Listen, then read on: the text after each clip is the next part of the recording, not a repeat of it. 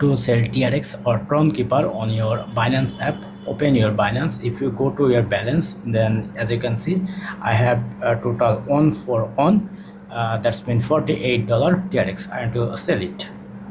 To sell it, you need to go your trade option. Go to trade, then go sport. By default, you can see this kind of interface. Now you have to select your TRX. Select your TRX. Now you want to sell it.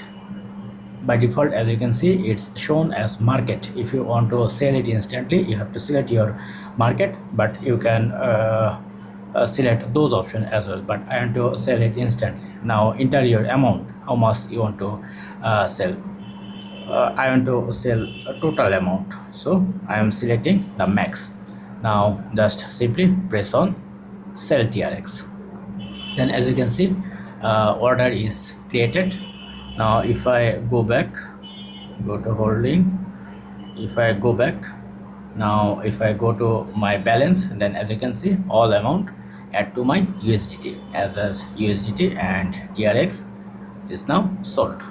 So that's it. This is how you can easily